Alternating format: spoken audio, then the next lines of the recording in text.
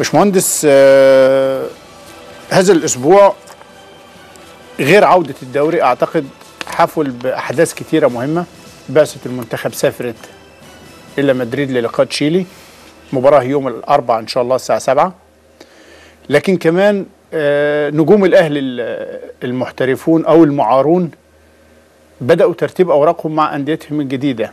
يمكن المحمدي بيعدد للانجليز مزايا جد وفتحي زي ما بيقول موقع يلا كوره، وبروس بيطلق على الاهلي مانشستر يونايتد افريقيا.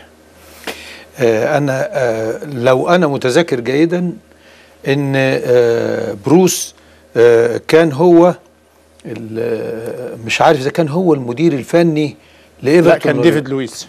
كان ديفيد لويس. ديفيد بروس تاني. 2002. 2002. لكن هو مقتنع بالنجوم الاهلي، وباذن الله يكون يعني حدثوا في محله ولا يندم على هذا، لان اللعيبه اللي اختارها لعيبه على اعلى مستوى. والمحمدي احمد المحمدي بدأ يعدد لهم الحقيقه مزايا احمد فتحي ومحمد ناجي جدو، ووجود الثالوث الاهلاوي او الثالوث المصري من شأنه إفادة الفريق الإنجليزي كثيرا، اللي بيحتل المركز الثاني في دوري الدرجة الثانية الإنجليزي وبيصعد 3، فعنده فرص جيدة للتأهل أو للعودة للممتاز. هل سيتي بيطلق صفحة بالعربية على الفيسبوك بعد الزحف المصري؟ ده اللي أنا بقوله لك. جزء من انتقالات اللاعبين لا علاقة بالتسويق. وده السؤال اللي سألناه الأستاذ عصام علام. عاصم علام. انك انت عندك جاليه في لندن، فتعمل لها صفحه صحيح باللغه العربيه، يحصل مزيد من التواصل. وده اهميه انك تجيب لاعب اجنبي وتستفيد منه اذا كان لديك مثل الجاليه المصريه في لندن.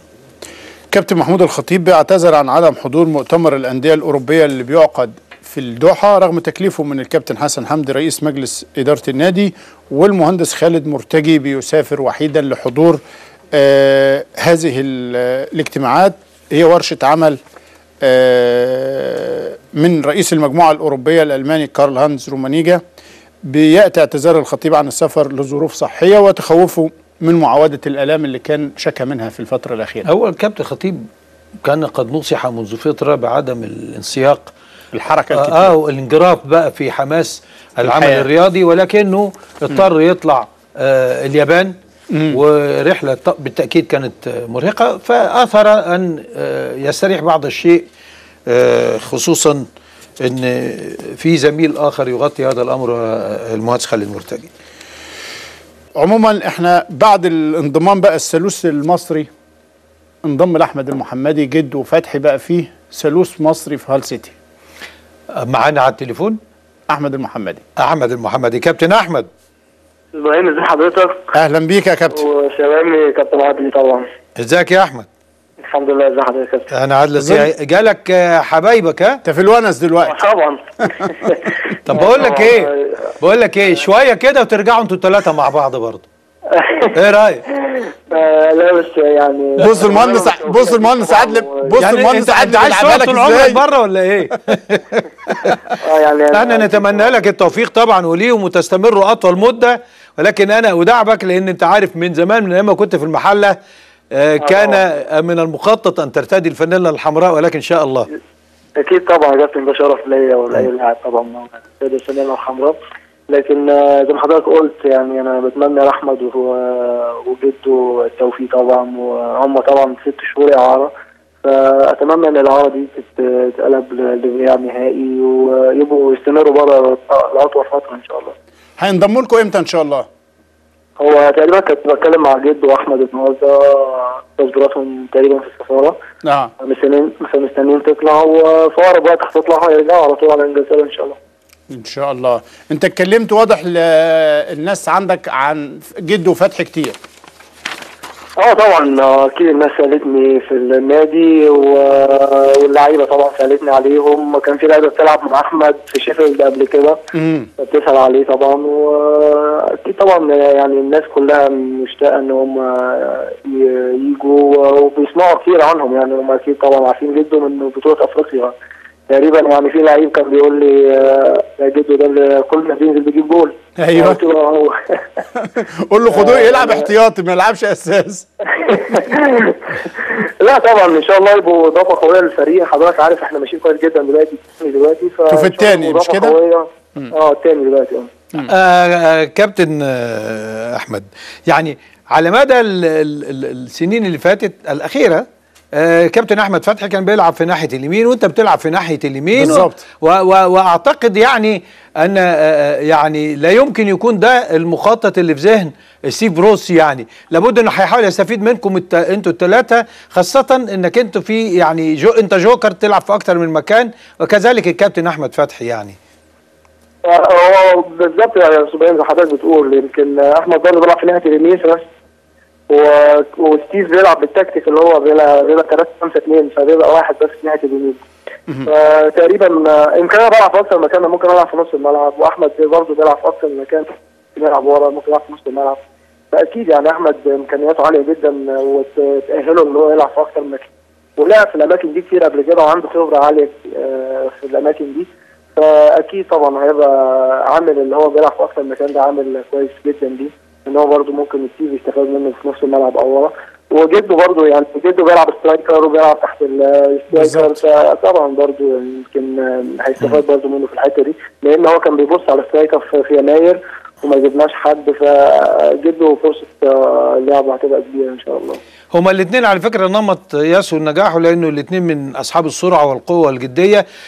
لكن اهم حاجه بقى انتوا الثلاثه كده شوفكوا في الدوري الممتاز، يعني او دوري الدرجه الاولى. الممتاز ده عندنا احنا، يعني دوري الدرجه الاولى احنا نحب ندل على الحاجات كده. حضرتك قصدك الدوري الانجليزي يعني. ان شاء الله يمكن احنا ماشيين كويس جدا.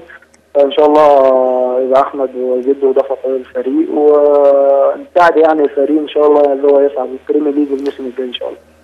انتوا هتقيموا مع بعض بقى؟ لا علشان احمد متجوز ومعاه عياله فمش هينفع يبقى موجود. فانت وجده مع بعض بقى؟ ممكن ان شاء الله. طيب وانتوا طول بعض يعني تمشي العمليه.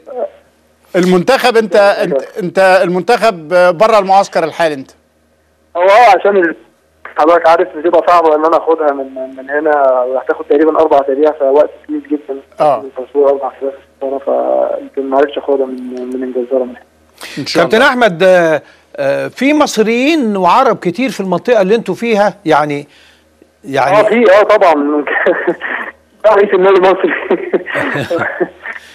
في طبعا في ناس كتير، وفي جنب البلد كمان في ليدز جنبنا جدا، واكيد بيتفرجوا على الماتشات بتاعتنا. ولما احمد وجده طبعا هيبقى في ناس مصريين كتير في الفريق، هتلاقي في المدرجات جمهور مصريين كتير يعني ان شاء الله. ان شاء الله باذن الله. يعني مين هيعلم التاني الانجليزي، انت ولا هم؟ ولا هم مين اللي هيعلم التاني اللغه الانجليزيه، انت ولا هم؟ لا هما الاثنين بيتكلموا انجليزي كويس جدا. طيب انت عارف احمد قبل كده كان في انجلترا. لا احمد ما عندوش مشكله، لكن جده مش عارف اذا كان يتقن. لا بيتكلم انجليزي كويس. طيب هايل. النادي الاهلي لما كان مع الخواجه علمه كتير. والله طيب تمام. فاحسب بالنسبه لهم كل التوفيق يا احمد، وربنا يوفقك ويبارك لكم يا رب.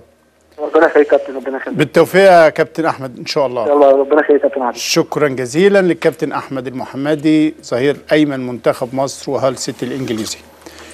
اعتقد وجود 3 ونس برضه يا باشمهندس. ده ربع الفرقه. يعني لو ال3 في الملعب في وقت واحد. بس انت ما بتفوتش فرصه برضه. لا ده دعابه كده، ده اصله من ايام ما كان في المحله.